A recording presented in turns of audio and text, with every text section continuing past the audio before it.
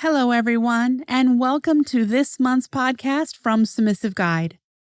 I'm your host, Luna KM. Today, we're going to talk about planning a formal collaring ceremony. This episode is made possible by our Patreon community, the Submissive Society. If you'd like early access to these podcast episodes and get updates on our future projects, join us at subguide/society. That's subgui.de/society. We'll see you there. When we talk about collars in BDSM, we often mean the symbol of a relationship commitment between two people. When a collar comes into view, some people want to commemorate that with a ceremony. Let's talk a bit about collars, their symbolism in DS and MS relationships, and how you can build a formal ceremony around declaring your commitment to each other. A collar is a physical symbol of authority transfer or power exchange established between two or more people. Collaring can be polyamorous, where one dominant collars more than one submissive, or more rarely, a submissive is collared by more than one dominant. I've covered collars many times on Submissive Guide. I recommend you read Expectations of a Collar. How ready are you to accept one? To explain the types of collars and a submissive's role in preparing for the commitment. I'll provide a link in the show notes for you. Offering and accepting a collar is a momentous milestone in any DS relationship. The declaration of commitment can happen anytime, but should only happen after the negotiation phase ends. Some relationships wait to offer a collar until their commitment is intended to be lifelong, which can be at the same time as an engagement ring or marriage. Receiving a collar is a special occasion for many submissives and slaves. It can be an intimate moment between the couple in private, or if the relationship is long distance, it could be a phone call or an online chat where descriptive text is typed out as a virtual ceremony. BDSM is generally practiced intimately behind closed doors, so public declarations such as collaring may not be possible or desired. But members of a BDSM community may have the means to share their new commitment with friends. For those who can, this time means a more public celebration of their relationship and commitment to the power exchange. While there is no expectation of a ceremony when a submissive receives a collar, some people wish to include their family, natural or chosen, for this occasion. A formal collaring ceremony came about because of this need. There isn't a single, widely accepted formal way to give or receive a collar. Celebrations can be formal or informal. No matter how the event is held, it should be seen as a somber event with significance to the BDSM community, as a wedding is in the vanilla world. A wedding is a great ceremony, already steeped in tradition, personal customization, cultural variety, and a somber declaration of commitment. After all, you are committing yourself to someone in a very special and often permanent way. Why not use an existing ceremony and customize it for your needs? Let's look at planning a collaring using a wedding as a template. Theme. All great events start with a theme. Decorations with a color scheme are lovely, but if you want to go further, you could make the theme more than the colors, like mystical fairies, nature, steampunk, historical, or traditional. If you want darker, you could do leather, rope, chains, and whips for that appropriately inappropriate theme. Knowing your ceremony's theme can help you create a cohesive event from the invitations to the attire, food, and entertainment. There are hundreds of resources online and in bridal magazines to help you create the perfect theme for your event. Guests. Collaring ceremonies are typically smaller because of how many people may know your lifestyle choice. That's okay. An intimate feel may be just what you're looking for. If you are active in the local BDSM community, you may have a larger group of people you want to witness the event. I'd like to warn you against including vanilla friends and family unless you want to tell them precisely what you're doing and potentially have a whole coming out conversation. Location.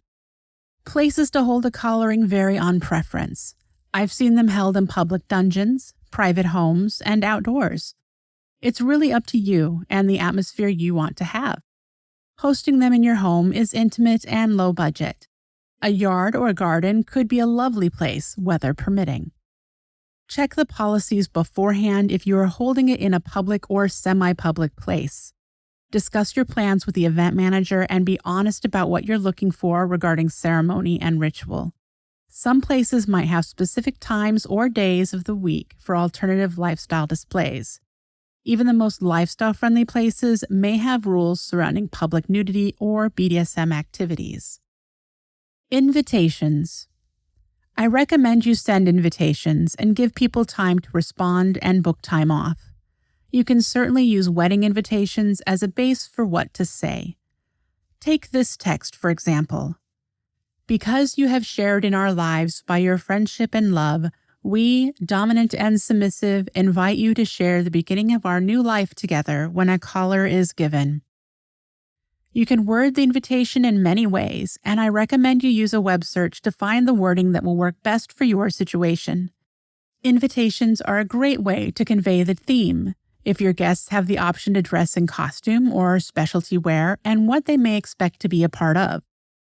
Remember that everyone needs to consent to things that would be considered unacceptable in vanilla public. Be clear if nudity is going to be present or if symbolic BDSM play will take place. Attire. The ceremony's centerpiece is the ring, in this case, the collar. Most couples want a brand new collar that the submissive can wear publicly and privately. If the submissive already has a collar, an upgrade may be desired. Not all collars go around the neck.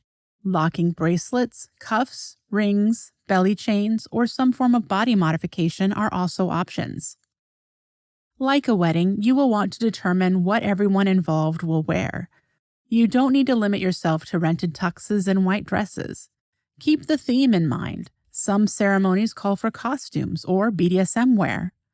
I've heard many variations for the submissive, from a costume, simple wedding dress or suit, to a gauze nightgown, a G-string, or nothing at all.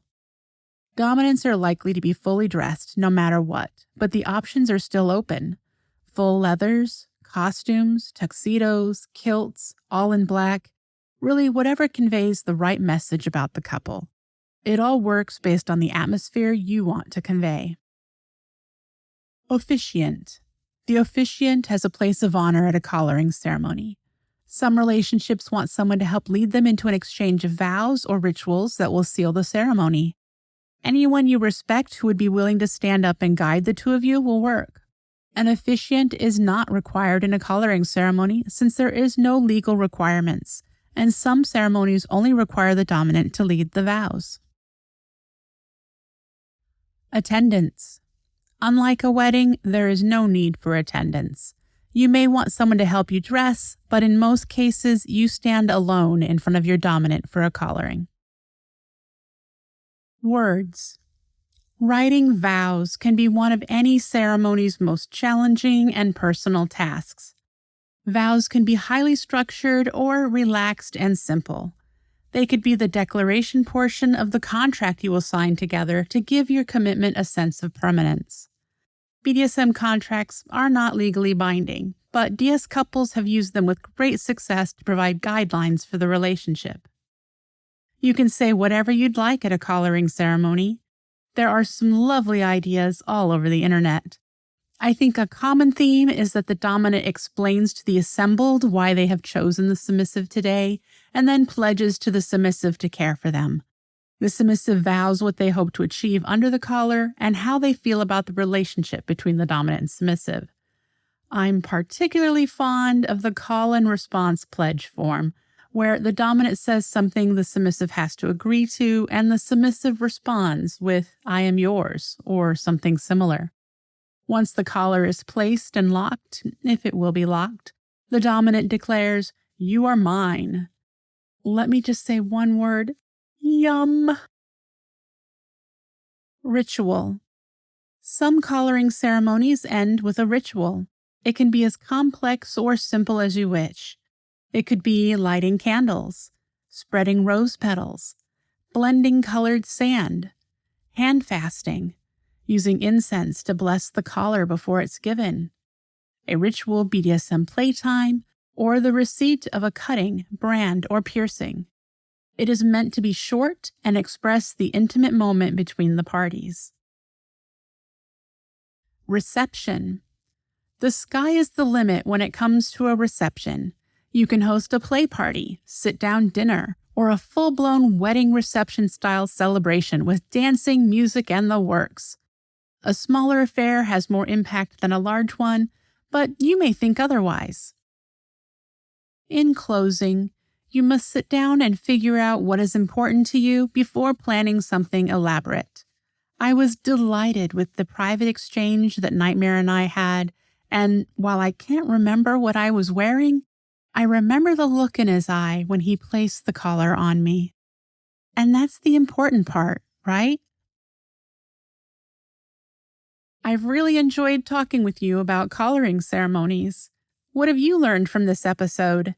Tag us in a post on FetLife and let us know. We'd like to thank our Submissive Society on Patreon, who helps us choose the topics we cover here. If you'd like to help us pick the next topic and get exclusive rewards, head over to subguide/society. That's subgui.de/society.